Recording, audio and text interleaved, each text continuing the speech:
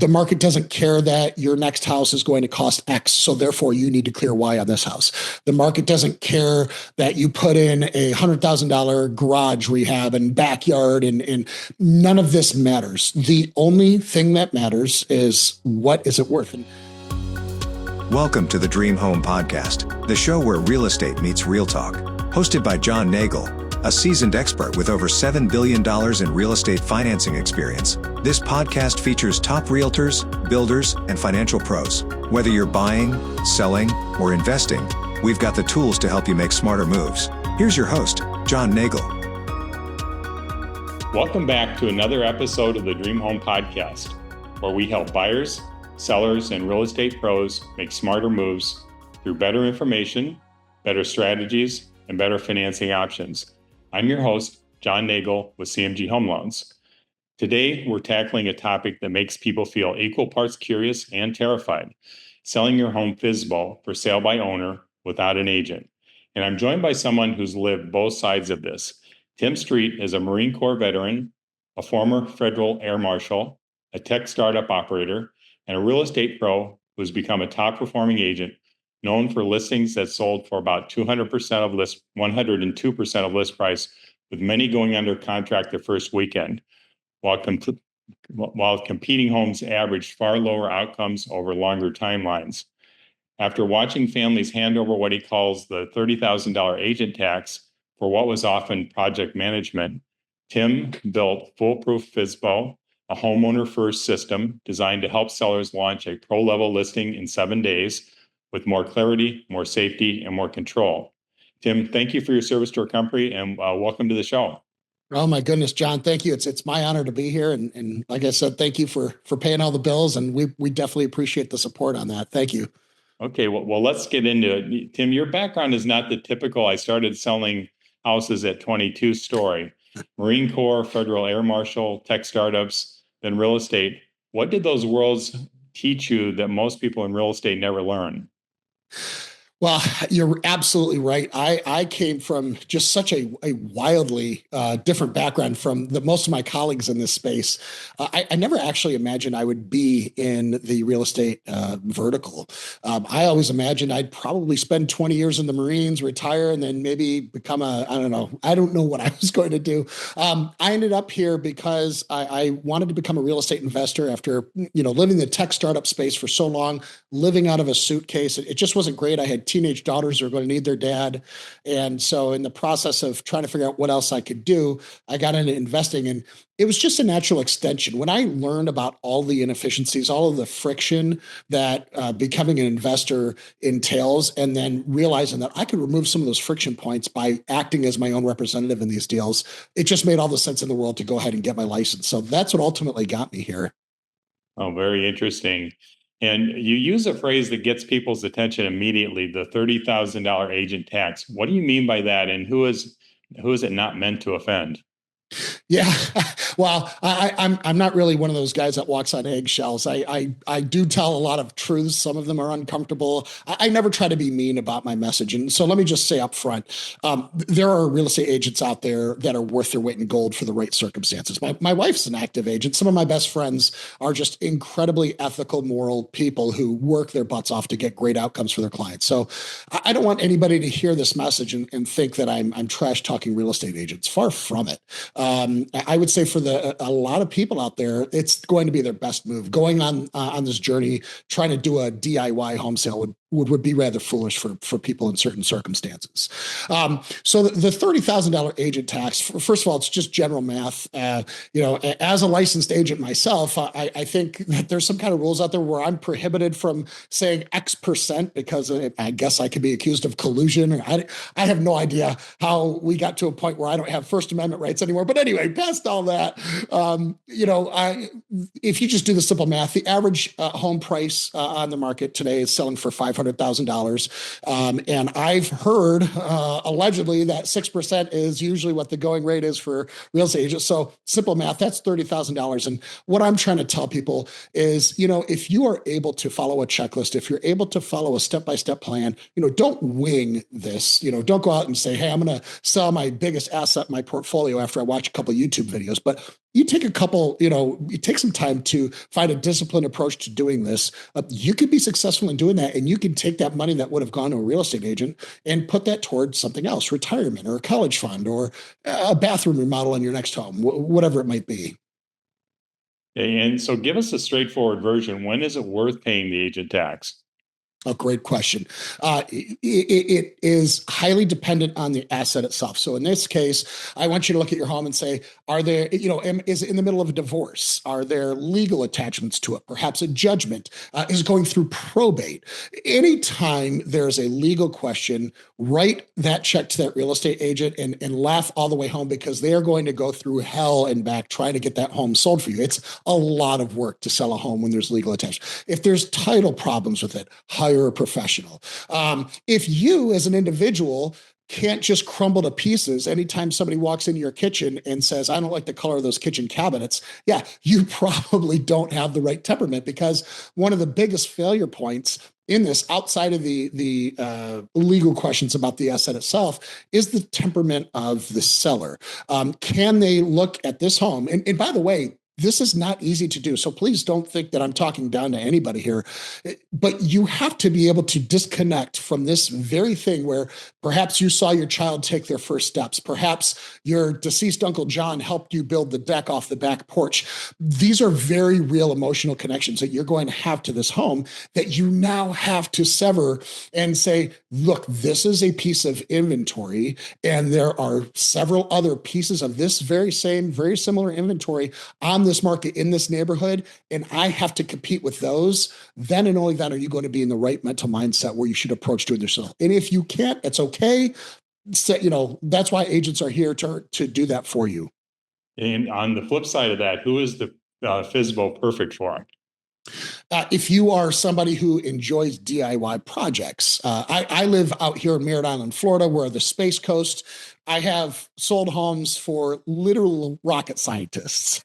and did they need me? No, they were retired. They could have done this on their own. But in the real estate industry, as a whole, they spend billions of dollars convincing people that selling their home is legally scary. You're going to get sued, or you're going to leave money on the table. You don't know how to price a home. You don't have the expertise to sell a property. We scare a lot of homeowners into believing that their default action necessarily is to sell an agent. And I'm saying, no, if you enjoy DIY projects, if you have the time, you have the temperament to do something like this on your own. I think of my parents. My parents are retired. My dad still cuts his own grass. He's in his 70s. He's a bigger man than I am. I know that he could go out there and get this thing done if they wanted to. So I'm talking to folks like that. Folks, maybe it's a new family who's trying to form a college fund for their child, and every penny matters at that stage in their life. And maybe it's a stay-at-home mom who says, yeah, sure, during nap times, during when the kids are at school, maybe I can study up, learn how to do this, and keep that money in our family, because after all, it's their equity. They earned it. We shouldn't be handing that out to people at the closing table with their hands out. Yeah, that's a large group. Let's go tactical. Your system has a launch in 7 days idea that homeowners love. Walk me through the framework at a high level. Yep. So this is all based off of, and some folks might have missed it in the beginning. My wife and I, we're a team. We built a very successful plan where we were getting people above asking for the homes. It wasn't 200%. My gosh, if it was 200%, I like where you're going with that. I was like, well, yeah, that I meant to really say 102% if I mispronounced my mistake. Hey, listen, I wish I could do 200. I'm not that cool. Yeah. But what's interesting about it is I took the same system, that I learned in my startup world where I was selling tech. And, I was walking in there. I don't have a college degree. I don't have a cool last name. I don't know people. And me and my friends would walk into these boardrooms and we would close 7-8 figure deals in rooms that we had no business belonging in. So I took kind of those same concepts that we used to just make these amazing deals. They revolve around urgency, it's scarcity, understanding consumer psychology, having high levels of empathy, high emotional IQ, so we can empathize with the buyer on their journey. And by doing all of these things, we were able to get amazing outcomes for our clients. And this is all I'm teaching people. I'm saying, listen, you have an asset. You have to make people understand why it's scarce, what's rare about it, what's cool about it, what's different about you as a seller than everybody else out there.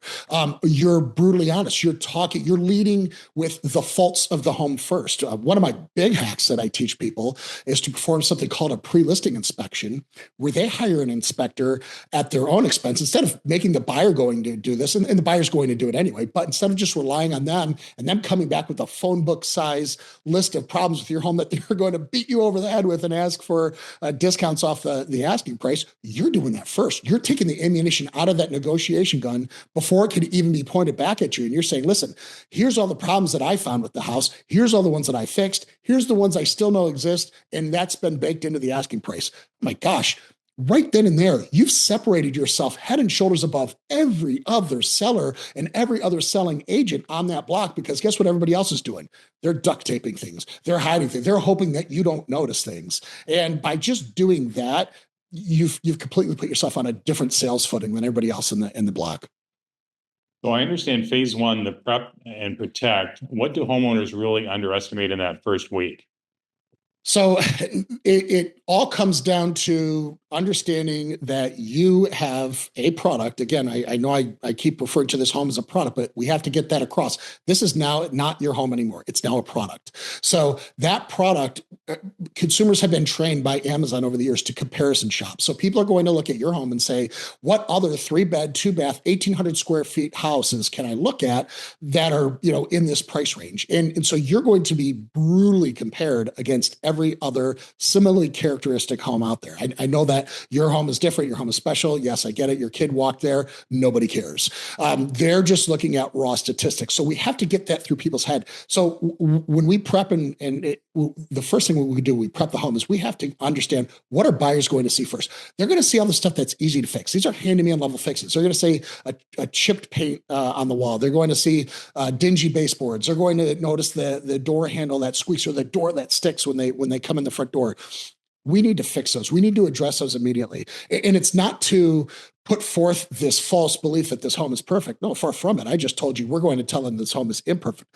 But we are going to also show them that while this home is imperfect, we have taken steps to make sure it's cared for, make sure that it's maintained. And that's going to come through, because every other house they're going to look at that day or that weekend when they're out touring homes, they're going to see all those things sticking out like a sore thumb, where we've been able to address those before they even saw it. You also talk about avoiding rookie mistakes that scare off buyers or trigger lawsuits. Give me one example homeowners don't realize matters. Disclosure. Disclosure is so big. In fact, one of the most common lawsuits in real estate courts to this day are for sale by owner sellers who have failed to disclose a known defect. And it's not only is it a bad way to live. I mean, I'm a big believer in the golden rule, and on top of that, it's not financially smart. It is, in fact, it is downright stupid, because what a lot of people don't realize is even up to 4 years here in Florida, anyway. I don't know. I know a lot of other places it's even more strict. 4 years here in Florida, you sell a home, that buyer has 4 years to come back and sue you in court and explain to the judge, hey, this place had a leaking septic tank. This same septic company who's been servicing this home for 10 years has given me this affidavit that says the previous homeowner knew about it, but they didn't say anything about it on their disclosure form. So that little $8,000 heist that you got away with as a dishonest seller is not only going to come back to bite you, it's going to come back to bite you in multiples. And so over disclose, even if you don't think it matters, even if you think you fixed it. The rule of thumb here is to disclose it anyway, and never, ever try to do this on your own. Always work with a licensed real estate attorney or a title company if your state allows it, because they're going to be the ones that are going to hammer this home. They're going to give you, the lecture on how important it is that you be 100% honest and forthcoming in your disclosure.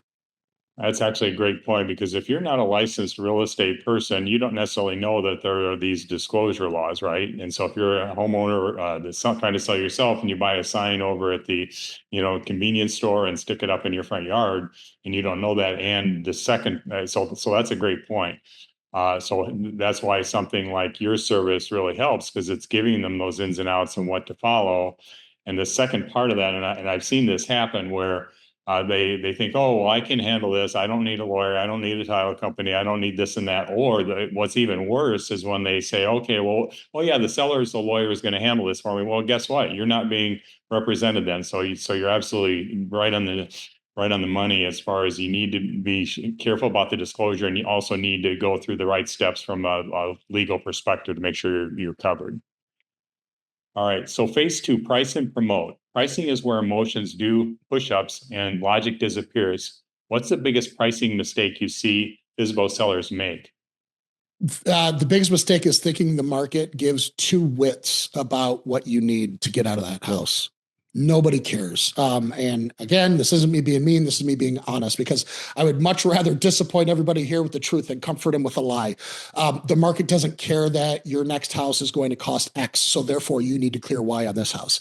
The market doesn't care that you put in a $100,000 garage rehab and backyard, and none of this matters. The only thing that matters is, what is it worth? And here's the bad news. You don't get to decide what your home is worth. Your agent, if you use one, doesn't get to decide what your home is worth. The appraiser doesn't get to decide. There's one person and one person only, and it's the person writing the check for the amount of that. And whatever this number is on that check, that is what your home is actually worth. There's no way about it. Now, can we estimate what it's worth? Absolutely. And I teach people how to do comparative market analysis, where they can say, okay, well, these houses with these characteristics that are similar to mine sold in the last 3 months. Therefore, we can reasonably assume that our house is going to be somewhere around this, but it's not necessarily a guarantee. Markets shift, markets change. And if you're caught in the middle of an extreme up or downswing, those numbers might not reflect reality. So all I like to tell people, price your home in a way that it's going to get attention from people on the first day. The worst thing you can do is have a home that he has to keep doing price reductions, because all you're doing is you're training the consumers out there to just wait, because, hey, if we wait long enough, another price reduction is sure to hit. And after a while, your home gets a stigma on it as the home that couldn't sell, which even further reduces its perceived value. Yeah, everyone thinks, well, what's wrong with this home if they have to keep reducing the price? I don't even want to go look at it now. That's it.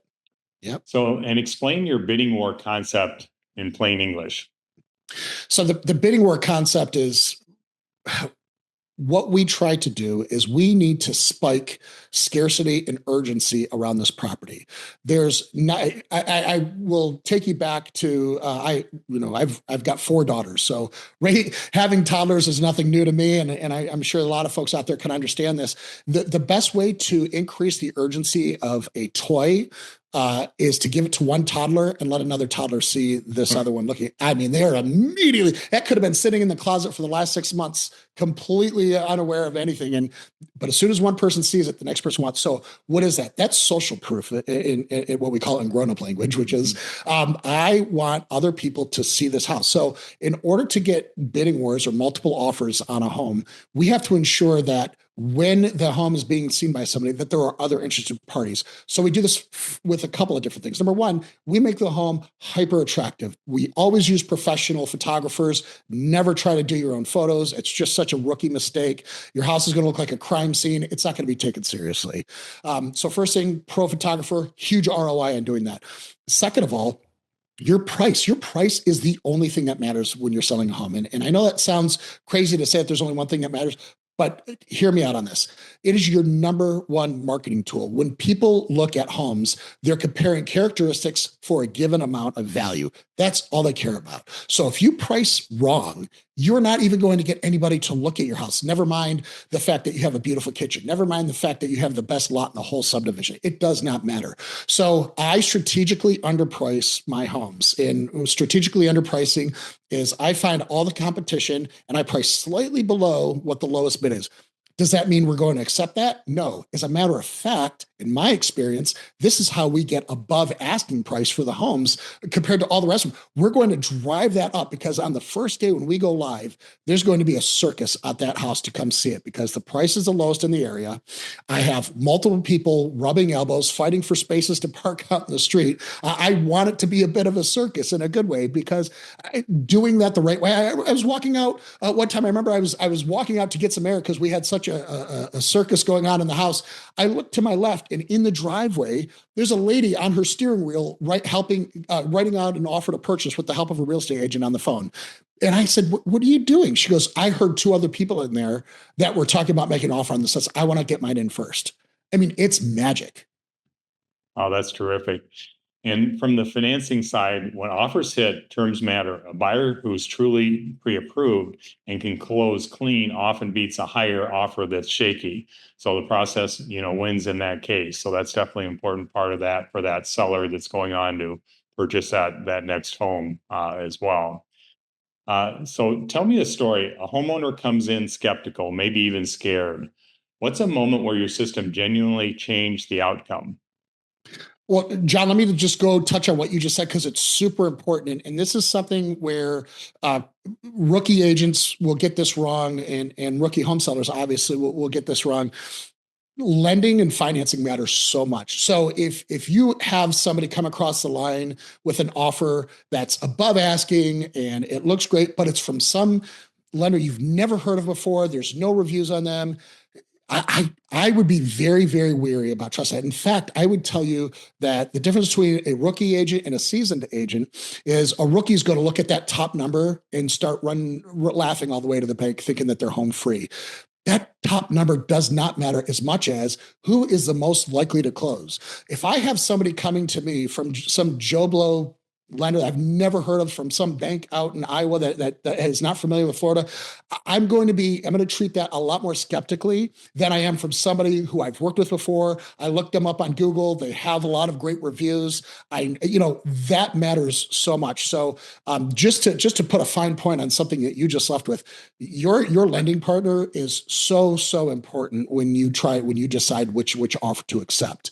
Now getting into the next thing, I've had people swear to me that they didn't have the time to do this. I've had people swear to me that they could never do this because they're terrified of getting sued. It's just a matter of re-educating people to get them out of this limiting belief that they can't do this. Because at the end of the day, if you can follow instructions, and I'm talking, these aren't complex instructions. Are you allowed to use the stove at your house? Are you allowed to get on the internet? Then you could probably do this. It's not easy. At no point have I ever said this is easy, but it is simple. And the way I differentiate those two things is I want people to think about running a marathon. It's a simple thing to run a marathon. It's one foot in front of the other for 26.2 miles. But at no point should we ever say it's easy, okay? And so selling a home is the same way. We're going to teach you what things you can DIY, and these are things like staging. These are things like, touching up, making sure that your lighting is nice. We're going to teach you how to do your comparable market analysis, how to price your home in a way that causes people to get excited about it. And then we're all going to be very honest with you on things that you should never attempt to do. We touched on a couple of those things. Number one, photos. Never DIY your photos. Two, never DIY your agreements. Always work with an attorney or a title company. So there are certain things that can be done on your own, but at no point in our system are we going to ever try to tell you to take a risk just to save a dollar here or $2 there. This isn't as much about saving money as it is necessarily about learning something new, maintaining control of the process. And obviously, if you save money in the end, like we believe you will, then that's just the icing on the cake. And what's the most common aha moment homeowners have once they get the structure? It's the pricing. Honestly, it's when I'm able to convey how important pricing is to people, they just get it. The lights come on because so often, we see holdovers from like 1970s and 1980s pricing tactics where they think, well, I have to start high so I have room to negotiate down. Oh gosh, it's just such a backwards approach.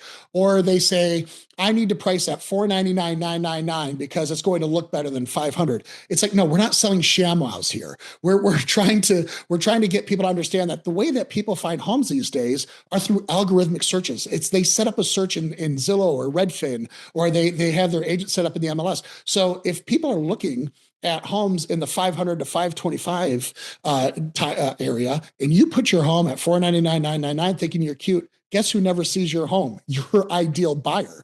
By setting it, pricing it directly on a bracket like 500 or 475 or 525, you're hitting the bracket below and the bracket above because you're straddling that price point. So you're basically tripping double the algorithm searches without spending a dime. Yeah, that is a great point about the pricing, and it's really interesting that you talk about how it used to be done, because it has definitely changed, and it's all because of that information that's available to the consumer now. Is you have to kind of understand how that works. Yep. And what is your bigger mission underneath all of this, Tim? Well, John, I have, the way I got here is Liz and I were obviously very successful for our clients, and I'll make this short and sweet because it is rather embarrassing to me, but it's a result of a giant personal failure. I was at a listing one night that I knew I was going to lose, because after I sat with these night, and they were beautiful people. After about 5 minutes of talking with them, I had learned that they had just interviewed another agent who had said that he was going to get them $500,000 for their home that was maybe worth $400,000.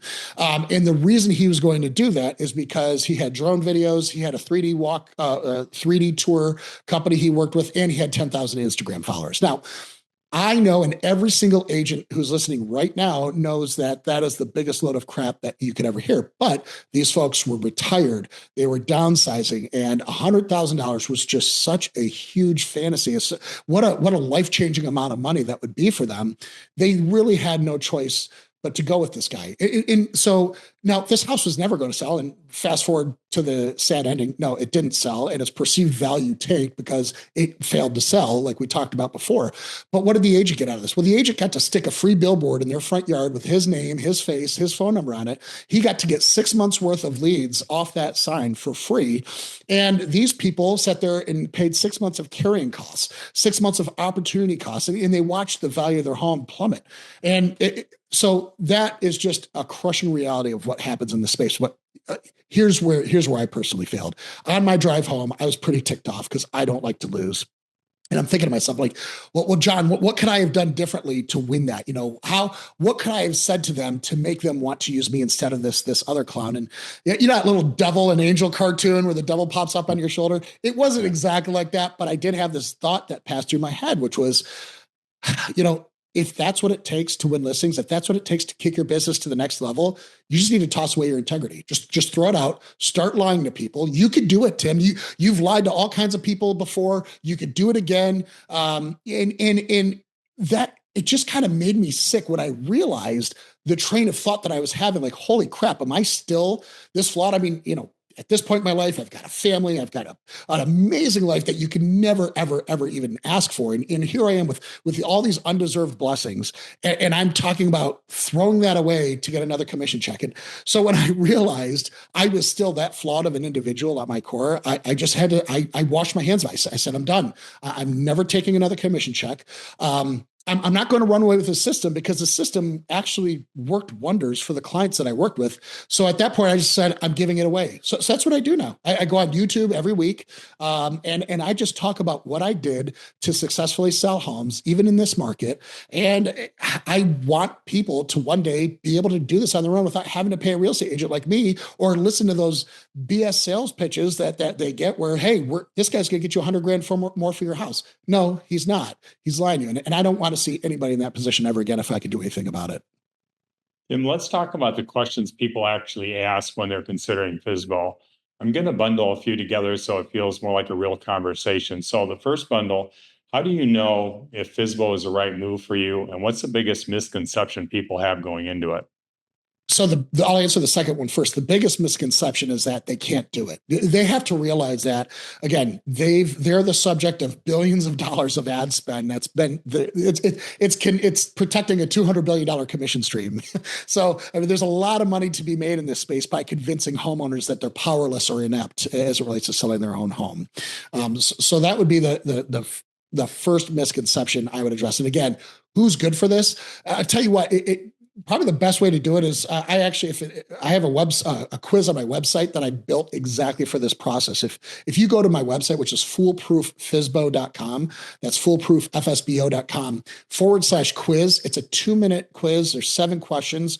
And as a result of those, I can tell you whether or not it's going to be smart for you to try to do this on your own, or, depending on those answers, whether it'd be better to go with a licensed pro. In either way, even if you do need to go with a real estate agent, we're not going to abandon you. I will personally reach out to agents in your area and negotiate their rates down. So you're still going to save tens of thousands of dollars by even if you have to use a real estate agent by going through me. And the second bundle, pricing and exposure. How should homeowners think about pricing so they attract real offers? And what about marketing visibility like MLS exposure photos and listing copy?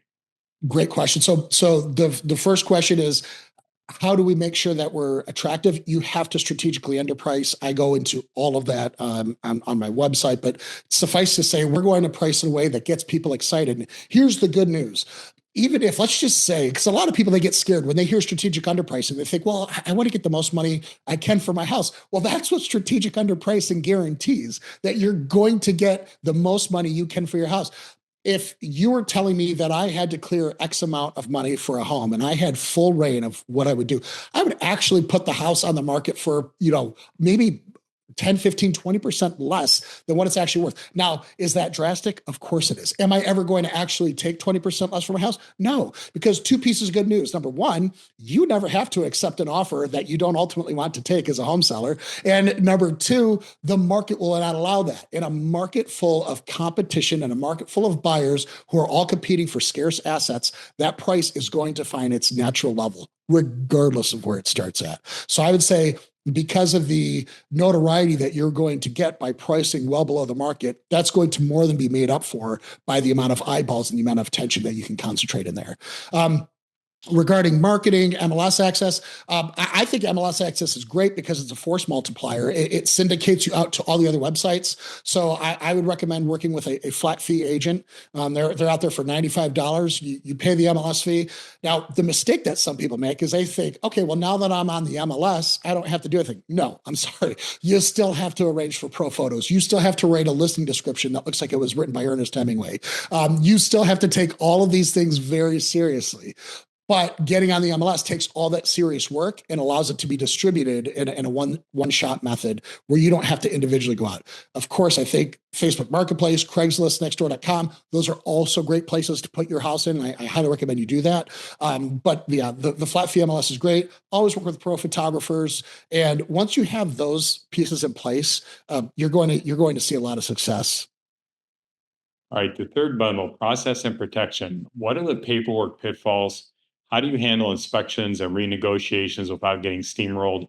And how do you keep the whole thing safe, both physically with showings and financially at closing?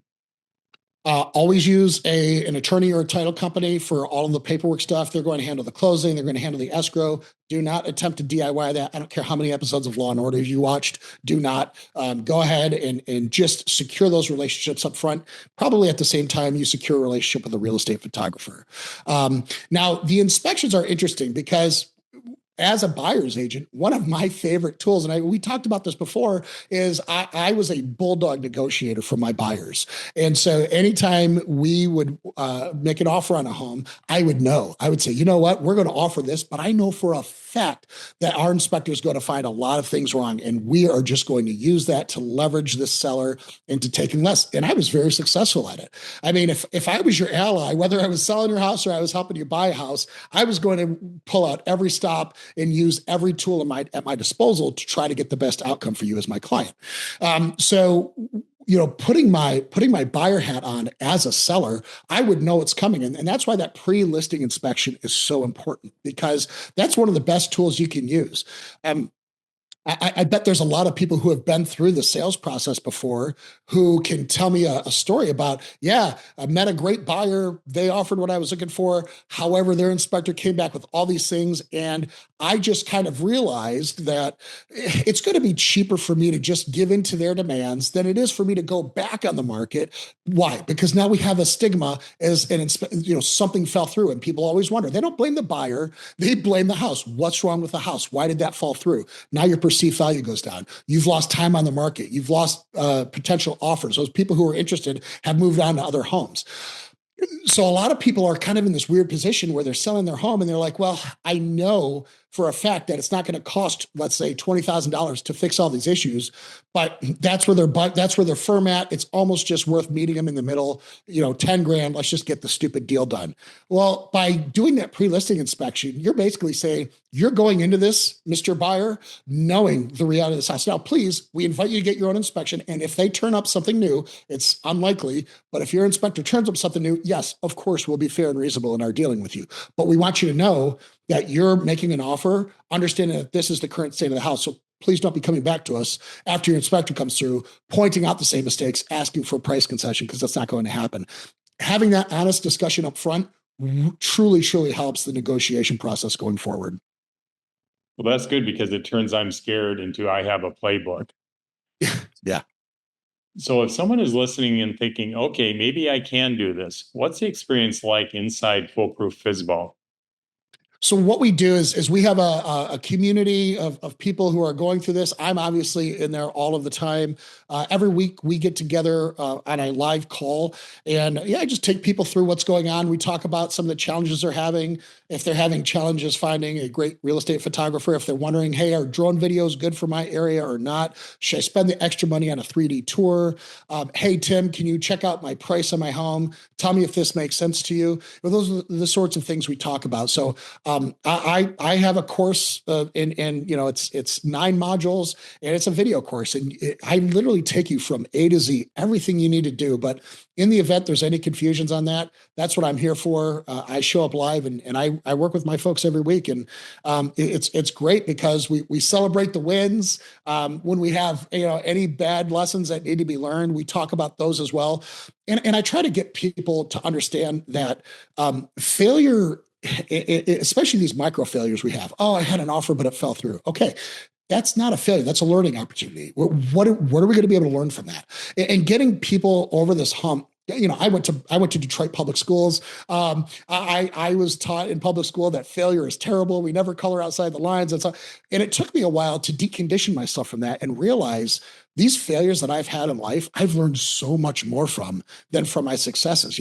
My successes, I'm that typical idiot who succeeds, and I pat myself on the back and say, gee, Tim Street, aren't you a swell guy? You sure are smart. Couldn't more people be like you? What a fool. But when I have those humbling failures, when I have those instances where I'm like, oh my gosh, this did not go at all how I expected, boy, my life is so much richer because of those things, and getting my community, getting my people to understand that is just such a rewarding thing. And you've got what you call the win no matter what guarantee. Explain that simply.